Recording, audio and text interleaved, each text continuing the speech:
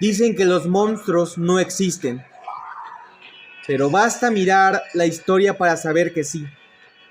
Caminan entre nosotros, se disfrazan de padres, de vecinos, de payasos sonrientes o de nobles respetados. No vienen de pesadillas ni de cuentos, vienen de la realidad. Esta noche abriremos los expedientes más oscuros de asesinos que aterrorizaron al mundo. No son leyendas, no son invenciones, son huellas de sangre que aún se sienten en las calles que habitaron. Bienvenidos a este viaje al lado más perturbador del ser humano. Bienvenidos a las historias de terror de asesinos reales. El carnicero de Rostov, Andrei Chikatilo.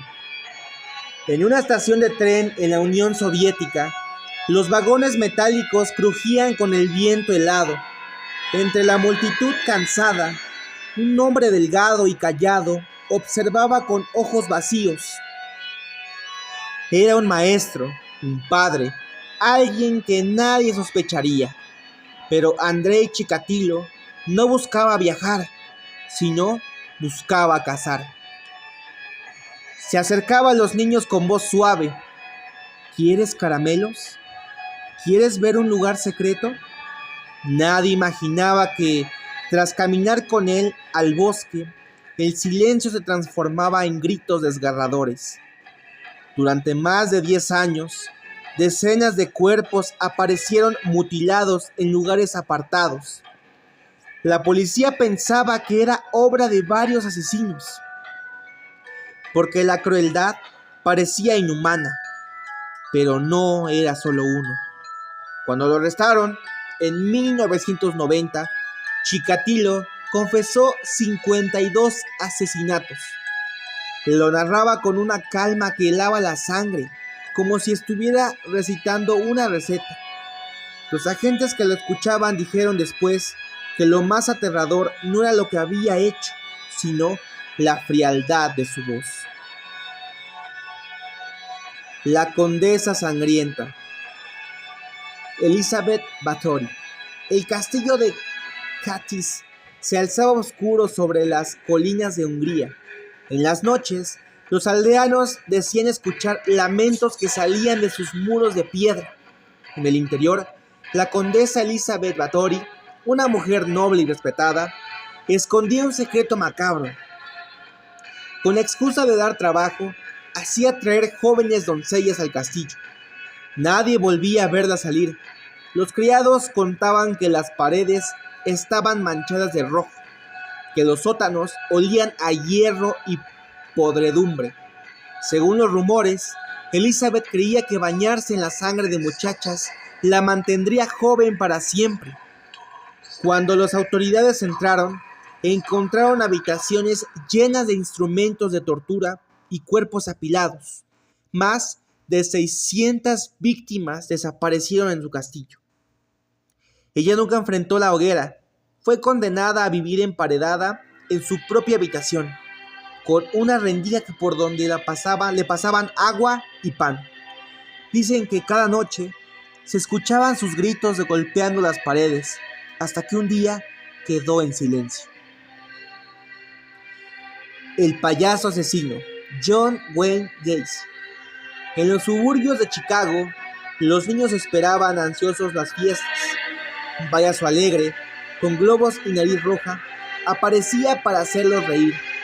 Su nombre era Pogo, pero detrás de la pintura blanca se escondía un monstruo, John Wayne Gacy. Con su sonrisa pintada, invitaba a adolescentes a su casa. Les ofrecía trabajo, cerveza o simplemente compañía. Su truco favorito era el número de las esposas. Una vez que lograba cerrarlas en las muñecas de sus víctimas, el show terminaba. Allí comenzaba la pesadilla.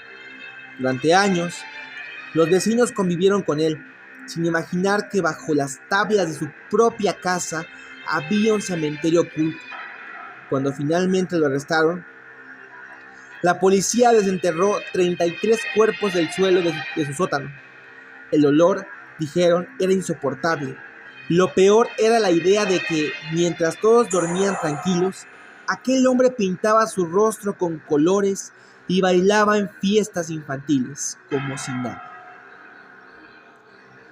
El vampiro de Düsseldorf, Peter Kürten. Alemania, años 30. Las calles de Düsseldorf estaban sumidas en el miedo.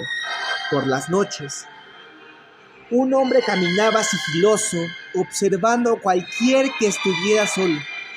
Se llamaba Peter Kürten, y la prensa lo bautizó como el vampiro de Düsseldorf. No era un apodo exagerado. Después de atacar a sus víctimas con cuchillos o tijeras, solía beber su sangre. A veces la seguía durante días, disfrutando de la tensión, y luego se abalanzaba en la oscuridad. Los periódicos lo describían como un fantasma que se deslizaba en la ciudad, siempre invisible. Los vecinos decían que sentían su presencia, como una sombra detrás de ellos. Durante el juicio, confesó sus crímenes con una tranquilidad escalofriante. Dijo que beber sangre le daba placer, que lo hacía sentir poderoso. Fue ejecutado en 1931. Su última petición fue escuchar el sonido de su propia sangre corriendo cuando la cortaran la cabeza.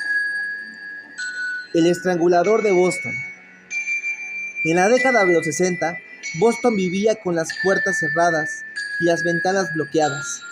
En apenas 2 años, 13 mujeres aparecieron muertas en sus departamentos, siempre del mismo modo, estranguladas con sus propias medias o prendas de vestir. El asesino entraba sin forzar cerraduras.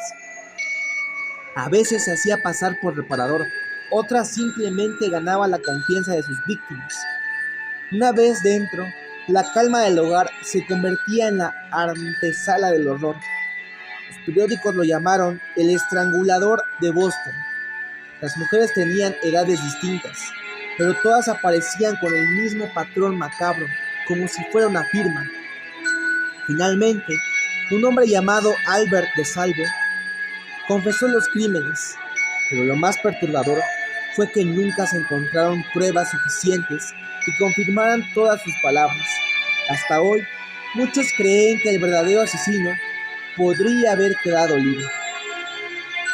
Lo aterrador de esas historias no es solo lo que hicieron, sino lo que nos recuerdan. El verdadero terror no siempre viene de fantasmas o demonios, sino de la mente humana. Chikatilo, Hattori, Casey, Kürten, Salvo, nombres que dejaron cicatrices imborrables.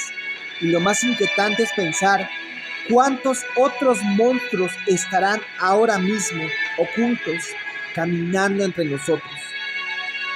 Si esta noche escuchas un ruido extraño, una risa que no esperabas, o unos pasos detrás de ti, recuerda, el mal nunca descansa y puede estar mucho más cerca de lo que imaginas. Hasta la próxima.